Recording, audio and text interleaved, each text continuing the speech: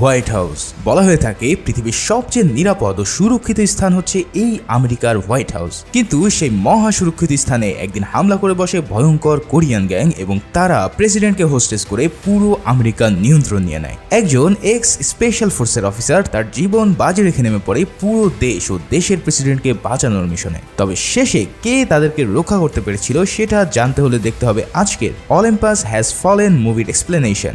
মুভিটা এতই জোশ যে আমি কতবার দেখেছি তার কোনো হিসেব নেই। তাই চলো আর প্যাচাল না বাড়িয়ে শুরু করে দেই এই অস্থির মুভির এক্সপ্লেনেশন। মুভির শুরুতে আমরা দুজন ব্যক্তিকে বক্সিং রিংয়ে ট্রেনিং করতে দেখতে পাই। এই ব্যক্তির নাম হলো মাইক বেনিন, যে কিনা এক্স স্পেশাল ফোর্স ও রেঞ্জার ব্যাটালিয়ন থেকে আসা একজন টাফেস্ট সোলজার। বর্তমানে সে আমেরিকার প্রেসিডেন্টের প্রধান সিকিউরিটি সার্ভিস হিসেবে নিয়োজিত রয়েছে। আর এখানে মাইক যার সাথে ট্রেনিং করছিল সে আর কেউই নয়, সে হলো ইউএসএ প্রেসিডেন্ট বেঞ্জামিন অ্যাশার। প্রেসিডেন্ট ও মাইক তাদের প্রফেশনাল লাইফের বাইরেও এক ভালো বন্ধুত্বপূর্ণ সম্পর্ক গড়ে নিয়েছিল। তাদের একে অপরের সাথে বোঝাপড়ার ছকটা ছিল বেশ স্ট্রং। সেদিন ছিল ক্রিসমাস আর প্রেসিডেন্ট তার স্ত্রী মার্গারেট অ্যাশারের সাথে এক অনুষ্ঠানে যাওয়ার জন্য রেডি হচ্ছিল। যথারীতি মাইক তাদের সিকিউরিটি প্রোটোকল দেওয়ার জন্য তাদের সাথেই ছিল। প্রেসিডেন্টের একমাত্র ছেলের নাম কনর, তার সাথেও মাইকের খুব ভালো সম্পর্ক। এদিকে অনুষ্ঠানে যাওয়ার সময় ফার্স্ট লেডি প্রেসিডেন্টকে তার দাদার ব্যবহার করা ঘড়িটি ক্রিসমাসের গিফট হিসেবে উপহার দিলে সে পুরোই সারপ্রাইজড হয়ে পড়ে।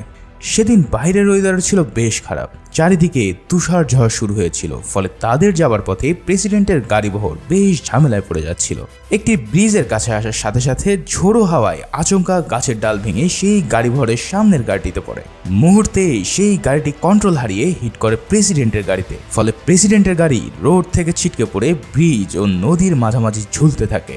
মাইক দ্রুত গাড়ি থেকে নেমে তাদের উদ্ধারের কাজে নেমে পড়ে। তবে গাড়িটি এমনভাবে আটকে রয়েছে যে একটু এদিক সেদিক হলেই সবাইকে নিয়ে চলে যাবে 100 ফুট নিচের খাদে। মাইক প্রথমে প্রেসিডেন্টকে রেস্কিউ করতে চায়, কিন্তু প্রেসিডেন্ট বলে আগে আমার স্ত্রীকে সিকিউর করো। কিন্তু দেখা যায় ফার্স্ট লেডির সিট বেল্ট জ্যাম হয়ে পড়েছে, ফলে তাকে সিট থেকে কোনোভাবেই বের করা সম্ভব হচ্ছে না। সেই মুহূর্তে মাইক একটি ছুরি দিয়ে প্রথমে প্রেসিডেন্টের সিট বেল্ট কেটে তাকে উদ্ধার করে নেয়। তবে প্রেসিডেন্ট গাড়ি থেকে নামার সাথে সাথে সেই গাড়িটি ফার্স্ট লেডিকে নিয়ে নিচে পড়ে যায়। আর এখানেই প্রেসিডেন্টের চোখের সামনে তার স্ত্রীর করুণ মৃত্যু হয়। এমন একটি দুর্ঘটনার কারণে মাইকের জীবন একদম পাল্টে যায়। প্রেসিডেন্ট জানে যে সিকিউরিটি পার্সনের কাছে ফার্স্ট লেডির চেয়ে দেশের প্রেসিডেন্টের জীবনের মূল্যই অনেক বেশি, তাই সেদিন মাইক দুজনের মধ্যে তাকেই উদ্ধার করেছিল। কিন্তু প্রেসিডেন্টের সামনে যদি মাইক প্রতিনিয়ত উপস্থিত হয় তাহলে সে মনের অজান্তেই তার উপর বিরূপ প্রতিক্রিয়া করতে পারে। বিধায় প্রেসিডেন্ট মাইককে তার প্রধান সিকিউরিটি সার্ভিস থেকে শিফট করে তাকে ইউএসএ ট্রেজারি অফিসের দাপ্তরিক কাজে নিয়োজিত করে। এভাবেই 1.5 বছর কেটে যায় আর আমরা দেখতে পারি মাইক এখন মনের ইচ্ছার বিরুদ্ধেই অফিসিয়াল ডেস্কে বসে কাজ করছে। একদিন মাইকের সাথে দেখা করতে আসে সিক্রেট সার্ভিসের ডিরেক্টর জ্যাকবস। সে জানায় প্রেসিডেন্ট তার উপর কোনো ধরনের রাগ বা অভিমান করে নেই, সেই সাথে তার ছেলে মানে কনরও তাকে খুব মিস করে। তখন সে জানায় তুমি আর কিছুদিন এভাবে থাকো, আমি নিশ্চিত যে প্রেসিডেন্ট তোমাকে আবারও আগের স্থানে অ্যাপয়েন্ট করে নেবে। আসলে মাইকও প্রতিনিয়ত সেই দুর্ঘটনার জন্য নিজেকেই দোষারোপ করতে থাকে। পরের সিনে প্রেসিডেন্টকে দেখা যায় সে তার বিয়োগান্ত লাইফে একমাত্র ছেলেকে নিয়ে দেশ পরিচালনা করে চলছে। আপনি জানেন কি, ঘরে বসেই দেশের যে কোনো প্রান্ত থেকে সহজেই ওষুধ সহ যাবতীয় হেলথ কেয়ার প্রোডাক্ট অর্ডার করতে পারেন আরোগ্য অ্যাপে। আরোগ্য একটি হেলথ কেয়ার প্ল্যাটফর্ম যেখানে প্রতিটি ওষুধের বিস্তারিত বিবরণ, জেনেরিক অনুযায়ী বিকল্প ওষুধের বিবরণ ও দাম সম্বলিত সঠিক তথ্য জানতে পারবেন। এছাড়াও প্রতিটি অর্ডারের সাথে থাকছে আকর্ষণীয় ডিসকাউন্ট, ক্যাশব্যাক ও ফ্রি হোম ডেলিভারি সারা দেশ জুড়ে। আর আমরা তো জানি মাঝে মাঝে কিছু মেডিসিন অনেক ফার্মেসিতেও পাওয়া যায় না, সেক্ষেত্রে অনেক ভোগান্তির শিকার হতে হয়। তবে এই সমস্যার সমাধান আপনি আরোগ্য অ্যাপে পেয়ে যাবেন, কারণ যাবতীয় সকল ওষুধ রয়েছে আরোগ্যতেই। তাই অ্যাপটি ইনস্টলের সাথে সাথে 40 টাকা বোনাস পেতে চাইলে আমার ডেসক্রিপশন বক্সের লিঙ্ক থেকে ইনস্টল করুন অথবা অ্যাপ স্টোরে গিয়ে সার্চ করুন আরোগ্য লিখে। সেক্ষেত্রে বোনাস পেতে সিনে রিক্যাপ কোডটি ব্যবহার করুন অ্যাপের রেফার বক্সে। এবার প্রেসিডেন্ট তার অফিসে বৈঠক করে secretary of defence Ruth McMillan, speaker of house Allen Trumbull ও ভাইস প্রেসিডেন্ট চার্লসের সাথে। এখানে স্পিকার জানায় সাউথ কোরিয়া ও নর্থ কোরিয়ার মধ্যকার দ্বন্দ্বে সাউথ কোরিয়া আমাদের কাছ থেকে আরও বেশি সহায়তা চাচ্ছে এবং নর্থ কোরিয়ার উপর আরও বেশি নিষেধাজ্ঞা আরোপ করতে চাইছে। তাই আমার মনে হয় তাদেরকে আমাদের হেল্প করা উচিত। তবে রুথ ও ভাইস প্রেসিডেন্ট জানায় এটা করলে আমাদের যুদ্ধের দিকে যেতে হবে, যেহেতু প্রেসিডেন্টও চায় না যে সে কোনো যুদ্ধে জড়াক। তাই আজ সন্ধ্যায় সাউথ কোরিয়ার প্রাইম মিনিস্টারের সাথে এক জরুরি বৈঠকের আয়োজন করে। ঠিক সন্ধ্যা 7টার সময় সাউথ কোরিয়ার প্রাইম মিনিস্টার লি উপস্থিত হয় হোয়াইট হাউসে। তার সাথে ছিল সাউথ কোরিয়ার সিক্রেট ফোর্সের সদস্যরা, যাদের প্রধান হলো ক্যাং। এখানে আমরা ডেভিড নামের একজন এক্স সিক্রেট অফিসারকে দেখতে পাই, যে কিনা আগে প্রেসিডেন্টের হয়ে কাজ করত। বর্তমানে সে বিদেশ থেকে আগত ভিভিআইপিদের সুরক্ষা দেওয়ার কাজে নিয়োজিত আছে। যখন আমেরিকার প্রেসিডেন্ট ও সাউথ কোরিয়ান প্রাইম মিনিস্টার মিটিংয়ে বসে, তখন ওয়াশিংটনের দিকে এক বড় এয়ারপ্লেন উড়ে আসতে দেখা যায়। সেটা 7:04 যখন হোয়াইট হাউসের রেস্ট্রিক্টেড এয়ার স্পেসে প্রবেশ করে, তখন নিয়ম অনুসারে 2টা ফাইটার প্লেন তাকে ওয়ার্নিং দেয় যে দ্রুত এই রুট থেকে বের হয়ে যাওয়ার জন্য। কিন্তু বারবার ওয়ার্নিং দেওয়ার পরেও সেই প্লেন থেকে কোনো উত্তর না আসলে ফাইটার প্লেনগুলো তাকে ডাউন করার প্রস্তুতি নেয়। কিন্তু সবাইকে অবাক করে দিয়ে ওই আননোন প্লেন থেকে ফায়ারিং শুরু হলে 2টো ফাইটার প্লেন সেখানেই ধ্বংস হয়ে যায়। মুহূর্তের মধ্যেই এই খবর হোয়াইট হাউসে পৌঁছালে সবাই রেড অ্যালার্ট জারি করে, আর প্রেসিডেন্ট ও প্রাইম মিনিস্টারকে হোয়াইট হাউসের বাংকারের দিকে নিয়ে যাওয়া হয়। তাদের সাথে কোরিয়ান সিকিউরিটি ফোর্স ও প্রেসিডেন্টের সব ইম্পর্টেন্ট পার্সনদেরকেও বাংকারে নিয়ে যাওয়া হয়। এদিকে ওই বড় এয়ারক্রাফটটি এবার হোয়াইট হাউসের উপরে চলে আসে এবং আকাশ থেকেই ব্যাপক হারে মেশিন গান দিয়ে এলো পাথারি ফায়ারিং করতে থাকে। কেউ কিছু বুঝে ওঠার আগেই মুহূর্তের মধ্যেই সবাই ডাউন হতে থাকে। হোয়াইট হাউসের সিকিউরিটি থেকে শুরু করে সাধারণ জনতা সবাই এই ফায়ারিং এর কবলে পড়ে প্রাণ দিতে থাকে। এই এয়ারক্রাফটটি ডাউন করার জন্য হোয়াইট হাউসে থাকা প্লেন বিধ্বংসী মিসাইল লঞ্চ করা হয়, কিন্তু প্লেনটি তার ফ্লেয়ার দিয়ে সে সব মিসাইলকে আঘাত করার আগেই ধ্বংস করে দিতে থাকে। অন্যদিকে প্রেসিডেন্ট মাটির 120 ফুট নিচে ইমার্জেন্সি বাংকারে উপস্থিত হয় আর সবাইকে নির্দেশ দেয় তার ছেলেকে হোয়াইট হাউস থেকে খুঁজে বের করে এখানে নিয়ে আসতে। প্রেসিডেন্ট প্রবেশ করার পর বাংকারের দরজাটি বন্ধ করে দেওয়া হয়। এই দরজাটি এত বেশি শক্তিশালী ছিল যে কোনো ধরনের নিউক্লিয়ার বোমের অ্যাটাকেও এটা ধ্বংস করা সম্ভব না। এদিকে মাইকও ইতিমধ্যে কন্ট্রোল রুমে 999 কোড শুনে বুঝে ফেলে যে হোয়াইট হাউসে অ্যাটাক হয়েছে। তাই সে এবার বাইরে বের হয়ে আসে পুরো বিষয়টি বোঝার ও রেস্কিউ করার জন্য। কিন্তু সে এসে দেখতে পায় ইতিমধ্যে পুরো এলাকা একদম মৃত্যুপুরীতে পরিণত হয়েছে। সবাই তাদের জীবন রক্ষার জন্য প্রাণপণ লড়ে যাচ্ছে। মাইকও চেষ্টা চালাচ্ছে সবাইকে এখান থেকে বের করে দেওয়ার জন্য। ততক্ষণে পাশের এয়ারবেস থেকে একটি 5th জেনারেশনের ফাইটার প্লেন রওনা দেয় এই বিধ্বংসী এয়ারক্রাফটটিকে থামানোর জন্য। ফাইটার প্লেনটি এই এনিমি এয়ারক্রাফটের কাছাকাছি এসে মিসাইল লঞ্চ করলে এবার সেটা আঘাত করে এয়ারক্রাফটে, আর সেটা হোয়াইট হাউসের করিডোরের মধ্যে ভূপাতিত হয়ে বিস্ফোরিত হয়। সবাই তখন ভাবে যাক, অবশেষে এই যুদ্ধ থামলো। কিন্তু সবার ধারণায় পানি ঢেলে দিয়ে এবার শুরু হয় গ্রাউন্ড অ্যাটাক। সাধারণ আমজনতার মাঝে আগে থেকে লুকিয়ে ছিল অ্যাটাকাররা, তারা এবার অটোমেটিক গান দিয়ে ফায়ারিং শুরু করে দেয়। এখানে দেখা যায় কোরিয়ান প্রাইম মিনিস্টারদের সাথে যে সিকিউরিটি ফোর্স এসেছিল তারা আচমকা অ্যাটাক করে বসে আমেরিকানদের। সবার বুঝতে আর বাকি থাকে না যে এই মিটিংটি স্রেফ একটি ওয়ে ছিল হোয়াইট হাউস অ্যাটাক করার জন্য। তারা এবার রকেট লঞ্চার দিয়ে হোয়াইট হাউসের গ্রাউন্ডে থাকা সব সিকিউরিটি স্পট উড়িয়ে দেওয়া শুরু করে। এবার কোরিয়ান অ্যাটাকার ও আমেরিকান ফোর্সদের মধ্যে এক ব্যাপক গোলাগুলি শুরু হয়, কিন্তু আচমকা অ্যাটাক করার কারণে কোরিয়ানদের চেয়ে আমেরিকানরাই বেশি নিহত হতে থাকে।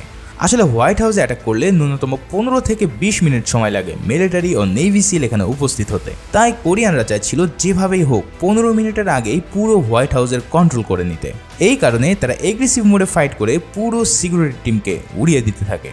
অন্যদিকে এই নিউজ বাংকারে থাকা প্রেসিডেন্টের কাছে যাওয়ার সাথে সাথে সেখানে শুরু হয় আর এক কাহিনী। তাদের সাথে আসা কোরিয়ান সোলজাররা সেখানে থাকা সব আমেরিকান সিকিউরিটি পার্সনদের উপরে ফায়ারিং করে বসে। ফলে আমেরিকার প্রেসিডেন্ট একদম সিকিউরিটি লেস হয়ে পড়ে এবং তাকে কোরিয়ান সিকিউরিটি প্রধান ক্যাং হোস্টেস বানিয়ে ফেলে।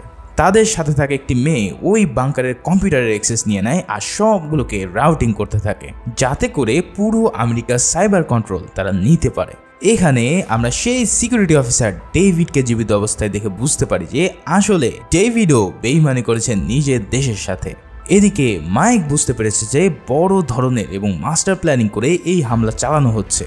তাই সে নিজের কাছে থাকা রিভলভার নিয়ে ধীরে ধীরে হোয়াইট হাউসের দিকে প্রবেশ করতে থাকে। তবে ভিতরে ঢোকার আগে সে অনেক সিকিউরিটি অফিসারকে দেখতে পায় এবং তাদেরকে সাথে নিয়ে ফাইট করতে থাকে। ততক্ষণে সেখানে কয়েকটি বড় গাড়িতে M2 ব্রলিং মেশিন গান নিয়ে টেরোরিস্টরা উপস্থিত হয় আর শুরু করে হেভি মেশিন গানের ভয়ানক ফায়ারিং।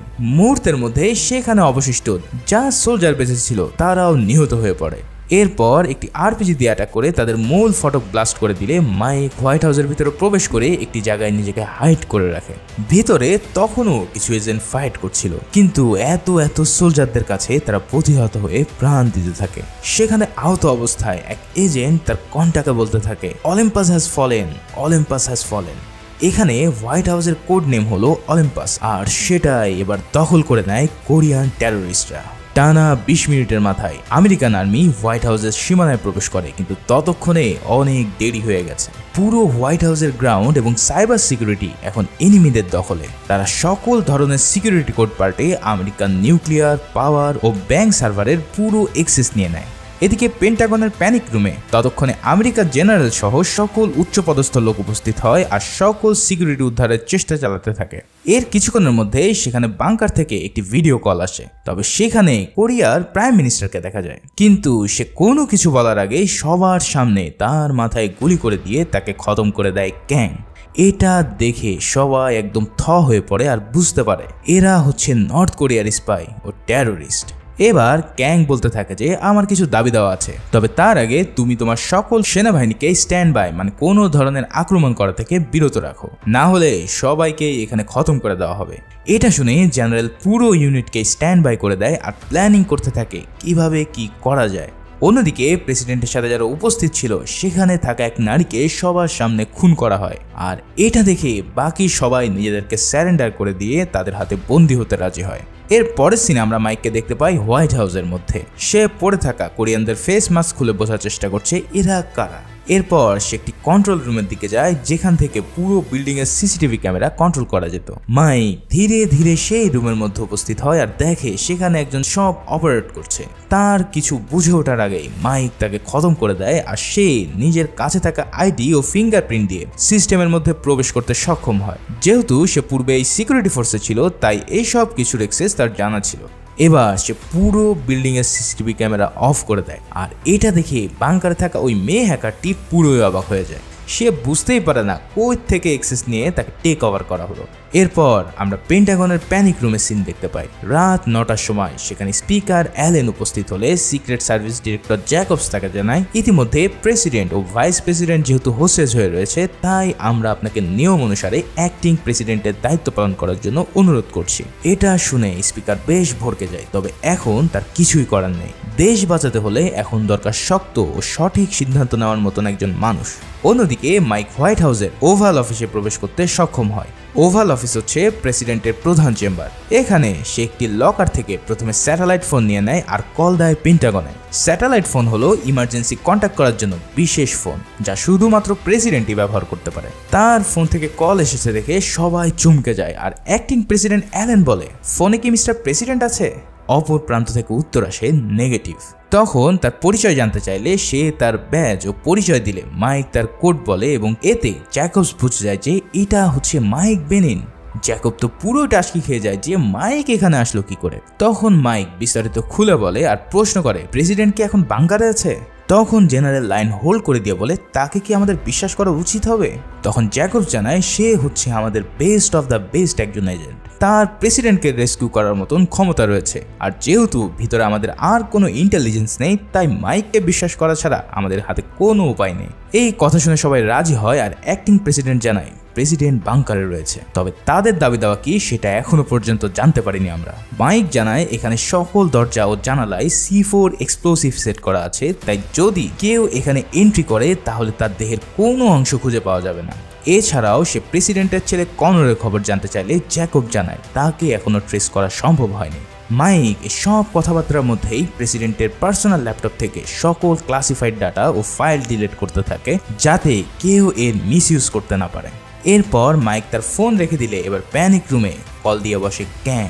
সে প্রেসিডেন্টের মুক্তিপণ হিসেবে জাপানের সমুদ্র সীমায় যে 7th ফ্লিট রয়েছে সেটাকে উইথড্র করে নিতে বলে। এছাড়াও DMZ জোন থেকে 28,500 আমেরিকান সৈন্যদেরকেও তুলে নেওয়ার দাবি করে। এখানে তোমাদেরকে জানিয়ে রাখি এই 7 ফ্লিট হলো আমেরিকার 7ম বড় নৌবহর, যেটা প্রশান্ত মহাসাগরে অবস্থান করে পুরো সাউথ এশিয়াকে নিয়ন্ত্রণ বা প্রোটেকশন দিয়ে থাকে। এখন যদি তারা এই 7 ফ্লিটকে সরিয়ে আনে তাহলে জাপান, কোরিয়া ও বাকি মার্কিন নিয়ন্ত্রিত দেশগুলো তাদের হাতছাড়া হয়ে পড়বে। ফলে এমন দাবি কোনোভাবেই মেনে নেওয়া সম্ভব না। এই কথা ক্যাংকে জানিয়ে দিলে সে বলে দ্রুত স্টেপ নাও, আর না হলে সবাইকে কিছুক্ষণের মধ্যে আমি খতম করে দেব। এটা শুনে সবাই বেশ টেনশনে পড়ে যায় আর অ্যাক্টিং প্রেসিডেন্ট বলে প্রথমে আমাদের নিউক্লিয়ার সাইটগুলোকে বেশি সিকিউর করো, আর চীন, রাশিয়া, ইউকে ও ফ্রান্সের সাথে জরুরি কনফারেন্সের ব্যবস্থা করো। আমাদের সকলের সাহায্য প্রয়োজন এই বিপদ থেকে রক্ষা পাওয়ার জন্য। এদিকে বাংকারে ক্যাং জয়েন্ট সেক্রেটারির গলায় ছুরি ধরে তার কাছ থেকে একটি কোড চায়। সেই কোডটির নাম হলো সার্ভেরাস কোড। এখানে বলে রাখি কি এই সার্ভেরাস কোড। এই কোড হলো আমেরিকার নিউক্লিয়ার মিসাইল লঞ্চ করার কোড, যেটা দিয়ে এই বাংকার থেকে আমেরিকার সকল নিউক্লিয়ার বোম অ্যাক্টিভ করা ও লঞ্চ করা যাবে। তবে এটা লঞ্চ করতে 3টা সার্ভেরাস কোডের প্রয়োজন হবে। এই 3টা কোড 3টা আলাদা পার্সনের কাছে থাকে। একটি থাকে জয়েন্ট চিফের কাছে, আর বাকি দুটি থাকে সেক্রেটারি অফ ডিফেন্স ও প্রেসিডেন্টের কাছে। এই 3টি কোড দিয়ে যদি এটা অ্যাক্টিভ করা হয় তাহলে পুরো দেশের নিউক্লিয়ার কন্ট্রোল নিয়ে নেওয়া পসিবল। যাই হোক, প্রেসিডেন্ট সবার সামনে তার প্রিয় মানুষের এমন কষ্ট দেখে প্রেসিডেন্ট তাকে অর্ডার দেয় যে তার কোডটি বলে দেওয়ার জন্য। জয়েন্ট চিফের কাছ থেকে কোডটি পেয়ে সেটা কোরিয়ান হ্যাকাররা অ্যাক্টিভ করে দিলে সেই নোটিফিকেশন চলে যায় পেন্টাগনে। সবাই এবার বুঝতে পারে যে তাদের আসল মিশন হচ্ছে এই নিউক্লিয়ার মিসাইল দিয়ে পুরো পৃথিবী ধ্বংস করা। এদিকে মাইক একটি কোরিয়ান মিলিটারি ট্যাটুর ছবি পাঠিয়ে জ্যাকবসকে বলে, দেখো এই অর্গানাইজেশনকে তোমরা চিনতে পারো কিনা। মাইক জানায় এরা খুব ট্রেন্ড ও টাফ সোলজার, তাই তাদের প্রতিহত করা বেশ কঠিন কাজ। তখন জ্যাকবস মাইককে এই সার্ভারাস কোড অ্যাক্টিভেশনের কথা বলে। বিস্তারিত সব মাইককে খুলে বলার পর সে বলে, তাহলে তোমরা এই কোডটি চেঞ্জ করে ফেলো, তাহলেই তো হয়। তখন তাকে জানানো হয় যে এই কোড এমনভাবে ডিজাইন করা হয়েছে যে এটা কখনোই চেঞ্জ করা পসিবল না। এটা শুধুমাত্র ডিঅ্যাক্টিভ করা যাবে ওই বাংকারে যে কম্পিউটারটা রয়েছে সেটা দিয়ে। তার মানে ওই বাংকারের কন্ট্রোল নিতে পারলেই এই মহা বিপদ থেকে তারা রক্ষা পেতে পারে। যেহেতু কোডটি জানা 3জনই ওই বাংকারের মধ্যে রয়েছে, তাই এটা অ্যাক্টিভ হতেও বেশি সময় লাগবে না। এছাড়া প্রেসিডেন্ট সহজেই তার কোডটি বলবে না, কিন্তু তার ছেলেকে যদি তারা ক্যাপচার করে ফেলে আর প্রেসিডেন্টের সামনে নিয়ে যদি তাকে টর্চার করা হয়, তাহলে এমন সিচুয়েশনে সে বাধ্য হবে কোডটি বলে দিতে। তাই তোমার প্রধান কাজ হবে কনরকে খুঁজে বের করে তাকে রেস্কিউ করা। এসব শুনে মাইক এবার কনরকে খোঁজার জন্য বেরিয়ে পড়ে।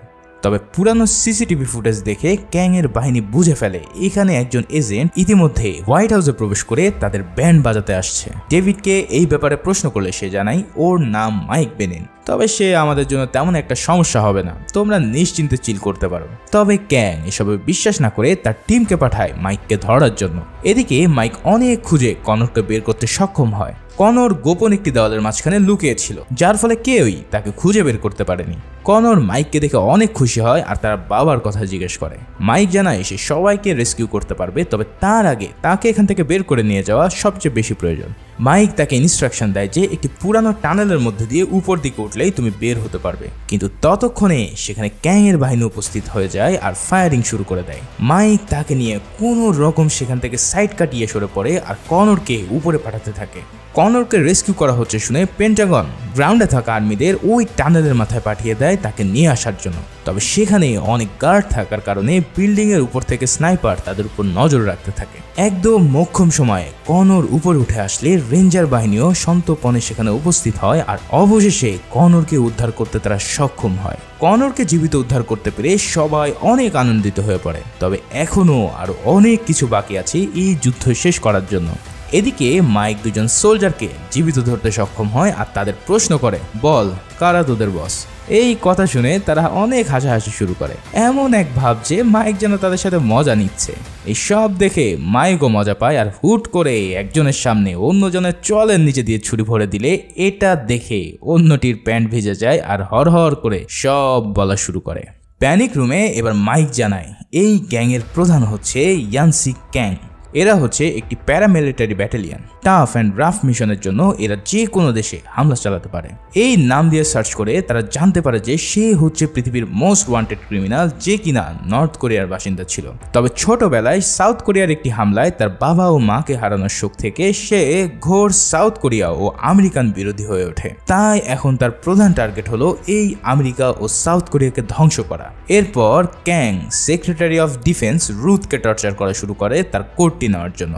রুথ মরে গেলেও তার কোড জানাবে না বলে জানিয়ে দিলে তার উপরে আরো বেশি নির্যাতন চলতে থাকে। এমন নির্মম অত্যাচার সহ্য করতে না পেরে প্রেসিডেন্ট তাকেও কোড বলার জন্য আদেশ দেয় আর রুথ বাধ্য হয়ে তাদের দ্বিতীয় কোডটি জানিয়ে দেয়। আর বাকি থাকলো প্রেসিডেন্টের কোড। তবে প্রেসিডেন্ট বলে আমি কোনোদিনও আমার কোড বলবো না। এদিকে ক্যাং এর নির্দেশে ডেভিড চলে যায় মাইককে খতম করার জন্য। তবে ডেভিডকে মাঝপথে আচমকা মাইক ধরে ফেললে সে অভিনয় করা শুরু করে। মাইক তো আর জানে না যে তার এই এক্স কলিগ ইতিমধ্যে ক্যাং এর দলের সাথে হাত মিলিয়েছে। তাই মাইক তাকে প্রশ্ন করে তুমি এখানে আসলে কিভাবে। ডেভিড তখন তাকে ভুং ভাং বোঝানো শুরু করে, কিন্তু কথার মাঝখানে সে বলে ফেলে যে এই ক্যাং এর বাহিনী খুব ডেঞ্জারাস। এই কথা শুনে মাইক বলে যে এই বাহিনীর প্রধানের নাম যে ক্যাং, এটা তুমি জানো কিভাবে। ব্যাস, মাইকও বুঝে ফেলে যে এই ডেভিড হচ্ছে তাদের হয়ে কাজ করছে। তাই মাইক তাকে ব্যাপক কেলানো কেলায় আর অবশেষে ডেভিড তার কাছে সব স্বীকার করে নেয়। ডেভিড তখন বলে আমি ভুল করে ফেলেছি, আমাকে হত্যা করে আমার পাপের শাস্তি দাও। তখন মাইক তাকে জানায় মরার আগে একটা ভালো কাজ করে যাও, তুমি ক্যাংকে কল দিয়ে জানাও তুমি আমাকে শেষ করে দিয়েছো। ডেভিড তার ফোন দিয়ে ক্যাংকে বলে আমি মাইককে মেরে ফেলেছি। আর এই কথা শেষ হলে মাইক তার মাথার মধ্যে ছুরি ঢুকিয়ে দিয়ে তাকে পরপারে পাঠিয়ে দেয়। যেহেতু সেকেন্ড কোডে এন্ট্রি হয়ে গেছে তাই তাদের হাতে একদম সময় নেই দেখে জেনারেল নেভি সিলদের দিয়ে একটি অ্যাটাক প্ল্যান করতে থাকে। তারা দেখতে পায় হোয়াইট হাউসের ছাদে তেমন কোনো ভালো ডিফেন্স নেই। তাই জেনারেল পাকনামা করে 6টা ব্ল্যাক হক হেলিকপ্টারকে পাঠায় অ্যাটাক করার জন্য। কিন্তু এটা দেখে ক্যাং এর বাহিনী এবার হোয়াইট হাউসে থাকা সবচেয়ে শক্তিশালী অস্ত্রের ব্যবহার শুরু করে, যার নাম হাইড্রা 6। এটা এমন এক ভয়ঙ্কর হেভি মেশিন গান যা দিয়ে যে কোনো ধরনের এয়ারক্রাফট মুহূর্তে গুড়িয়ে ফেলা সম্ভব।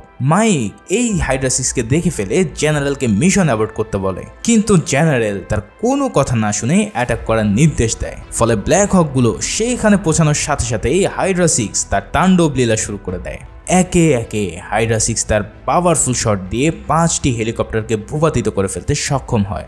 একটা হেলিকপ্টার হোয়াইট হাউসের উপরে ভূপাতিত হলে পুরো হোয়াইট হাউসের লেফট সাইড ধ্বংস হয়ে যায়। অন্যদিকে মাইক এসব দেখতে পেয়ে একটি রকেট লঞ্চার নিয়ে সেটাকে ধ্বংস করে দেয়। তবে ব্লাস্টের কারণে মাইক নিচে পড়ে গিয়ে ব্যাপকভাবে আহত হয়। এমন হামলা করার কারণে ক্যাং রেগে গিয়ে এবার ভাইস প্রেসিডেন্টকে সবার সামনে হত্যা করে দেয় আর বলে 1 ঘন্টার মধ্যে আমার আগের দাবি দেওয়ার সাথে একটি হেলিকপ্টারও দিতে হবে এখান থেকে বের হয়ে যাওয়ার জন্য, তা না হলে এরপর প্রেসিডেন্টকে আমি সবার সামনে হত্যা করব। এমন পরিস্থিতি দেখে পুরো প্যানিক রুম এবার নিস্তব্ধ হয়ে পড়ে। তাদের হাতে আর কোনো উপায় না থাকায় স্পিকার এবার নির্দেশ দেয় যে সেই 7 ফ্লিট ও ট্রুপসদের উইথড্র করার জন্য। জেনারেল বাধ্য হয় তার আদেশ পালন করতে এবং এই নিউজ পুরো বিশ্বে ছড়িয়ে পড়লে ভারত, পাকিস্তান, রাশিয়া, চীনে হাই রেড অ্যালার্ট জারি করে এবং যুদ্ধের প্রস্তুতি নিতে থাকে। তাদের প্রেসিডেন্টকে বাঁচানোর সব আশা শেষ হয়ে গেলে ক্যাংয়ের দাবি অনুসারে একটি হেলিকপ্টার পাঠানো হয় হোয়াইট হাউসে। এদিকে ক্যাংকে দেখা যায় সবাইকে একটি ব্ল্যাক স্যুট পরিয়ে হোয়াইট হাউস থেকে বের করে নিতে। স্নাইপাররা ডিটেক্ট করতে থাকে যে এর মধ্যে কোনটা প্রেসিডেন্ট, কিন্তু মুখ দেখতে না পারায় তারা কেউ কোনো অ্যাকশনে যেতে পারে না। এরপর সবাই মিলে ওই হেলিকপ্টারে উঠে পড়ে। আর্মি অফিসাররা অ্যাকশনে যাওয়ার জন্য নির্দেশ চাইলে স্পিকার জানায় এটা অনেক রিস্কি হয়ে যাবে, তারা হয়তো এই মুহূর্তে প্রেসিডেন্টকে মেরে ফেলতে পারে, তাই তাদেরকে যেতে দাও। কিন্তু সবাইকে অবাক করে দিয়ে যখন হেলিকপ্টারটি উড়াল দেওয়া শুরু করে ঠিক তখনই আকাশে সেটা ব্লাস্ট হয় আর ভিতরে থাকা সবাই নিঃশেষ হয়ে যায়। তার মানে হলো সবার সাথে আমেরিকান প্রেসিডেন্টও প্রাণ হারায় এই আত্মঘাতী হামলায়। তবে এটা দেখে মাইকের কিছুতেই বিশ্বাস হয় না, কারণ ক্যাং এভাবে নিজেকে শেষ করে দেওয়ার পাবলিক না। নিশ্চয়ই এখানে কোনো ঘাপলা আছে বিধায় সে বাংকারের দিকে যাওয়া শুরু করে। সেখানে দেখা যায় আসলেই ক্যাং ও প্রেসিডেন্ট এখনো জীবিত আছে। এই ব্লাস্টিং নাটক ক্যাংই সাজিয়েছিল সবার চোখে ধুলো দেওয়ার জন্য। এবার তৃতীয় সার্ভারেস কোডটি ইনপুট করার পালা। তবে সবাইকে অবাক করে দিয়ে দেখা যায় সারা দিন ধরে এই কোডটি হ্যাকার নিজেই ডিকোড করে নিয়েছে, কারণ তারা জানতো প্রেসিডেন্টের কাছ থেকে কোনো দিন এই কোড পাওয়া সম্ভব নয়। কোডটি অ্যাক্টিভ হয়ে গেলে এবার শুরু হয়ে যায় আমেরিকায় থাকা সব নিউক্লিয়ার ওয়ারহেডগুলো অ্যাক্টিভ হওয়া। এটা দেখে পেন্টাগন বুঝে ফেলে সব শেষ। তবে ভয়ঙ্কর ব্যাপার হলো এগুলো কোনো দেশের দিকে টার্গেট করা হয়নি, বরং এই সবগুলোকে সেলফ ডিপ্লয় করা হয়েছে। তার মানে এগুলো 4 মিনিটের মধ্যে আপনা আপনি ব্লাস্ট হয়ে পুরো আমেরিকাকে ধ্বংস করে দেবে। এসব দেখে পুরো দেশ একদম ভেঙে পড়ে। আর এদিকে ক্যাং প্রেসিডেন্টকে নিয়ে বের হয়ে যাওয়ার পথে মাইক তাদের উপরে হামলা চালায়। মাইকের অতর্কিত হামলায় ক্যাংয়ের সদস্যরা মরতে থাকে। তবে ক্যাং ছিল হাইলি ট্রেন্ড টাফ একজন পার্সন। তার ছোড়া গুলি গিয়ে লাগে প্রেসিডেন্টের পেটে, আর এর ফলে সে মারাত্মক আহত হয়। এবার শুরু হয় মাইক আর ক্যাং এর মধ্যে হাড্ডাহাড্ডি লড়াই। তবে অনেক চেষ্টার পর অবশেষে মাইক ক্যাং এর মাথায় ছুরি ঢুকিয়ে তাকে মেরে ফেলতে সক্ষম হয়। এদিকে আর মাত্র 1.5 মিনিট বাকি আছে সার্বেরাস কোড অ্যাক্টিভ হয়ে যাওয়ার। যে করেই হোক এই সময়ের মধ্যে এটাকে ডিঅ্যাক্টিভ করতে হবে। মাইক ওই কন্ট্রোল রুমে গিয়ে পেন্টাগনের সাথে যোগাযোগ করে জানায়, আমি প্রেসিডেন্টকে জীবিত উদ্ধার করেছি, এখন বলো কিভাবে এটা ডিঅ্যাক্টিভ করা যাবে। এটা শুনে সবাই তড়িঘড়ি করে একটি ডিঅ্যাক্টিভেশন কোড মাইককে বলতে থাকে। ঠিক 3 সেকেন্ডের মাথায় সম্পূর্ণ কোডটি ইনপুট হয়ে গেলে এই সার্বেরাস কোডটি ডিঅ্যাক্টিভ হয় আর মাইক তার মিশন কমপ্লিট করতে পারে। এরপর মাইক প্রেসিডেন্টকে নিয়ে হোয়াইট হাউস ছেড়ে বের হলে প্রেসিডেন্টের ছেলে তার বাবাকে দেখে জড়িয়ে কাঁদতে থাকে। এমন একটি জীবন বাঁচানোর মিশন শেষ হওয়ার সাথে সাথে মুভিটিও এখানে শেষ হয়। ভিডিওটি ভালো লেগে থাকলে একটি লাইক ও কমেন্টস করে জানিও। সবাই ভালো থেকো, সুস্থ থেকো, ধন্যবাদ।